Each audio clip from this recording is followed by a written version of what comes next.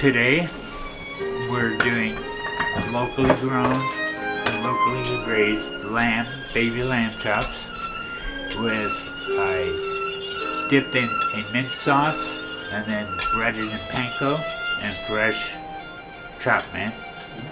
We're doing medallions of beef tenderloin, which is same as filet mignon, with a béarnaise glaçage, which will set like a meringue on those. We've done wild mushroom pot stickers, which are porcinis, shiitakes, oyster mushrooms, enoki mushrooms, and portobellos. Nice. 4 different. All right, Nice. 4 different mushrooms. Nice. We've done roasted root vegetables, turnips, parsnips, rutabagas, carrots, and beets. Right. We have also outside, which there's none in here, we are doing the coquille Saint Jacques, classically the sea scallops, Right. with the Mornay sauce Right. and the breadcrumbs, and fresh lemon. Nice. Trying to think of what else. And then, of course, we have a whole selection of international cheeses outside, and we made our own crostinis for them. And we've got bok choy rolls for the vegetarians that we poached, and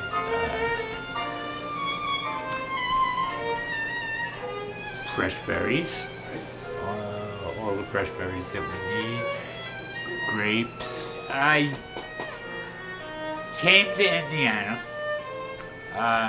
My wife got ill with breast cancer. I came to Indiana, and because we wanted to put a sport team together. And I ended up doing a consulting job in a little town called Story, Indiana, which has one of the oldest inns. She went through her surgery. I finished up the consulting job and ended up being the chef for the Indiana governor. And actually 3 governors. I was based at the State House and took care of both buildings, plus all the governor's needs. Right. Happened to meet the Judys when they came to Story, and we, over a couple of glasses of wine, we became very dear friends, and I have been catering for them for the last 21 years. And the nice thing about it is they know that I'm out of the box as far as my techniques and my menu planning, but they were always willing to say, Dave, go with it. And I'm so honored to be able to do this in remembrance of Richard. Plus, he always showed me the greatest kitchen gadgets in the world because he was addicted to kitchen gadgets. So, so we're pouring some fine wines today as well. We have a Jeroboam of a Chateauneuf Pop that we'll be pouring for a toast for him. And his spirit is definitely with me today. And we actually choreographed this from 1,500 miles away.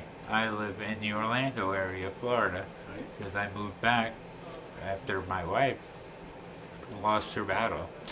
And I still have come back and forth, and when I found out that Richard passed, I said, please let me come and do this venture.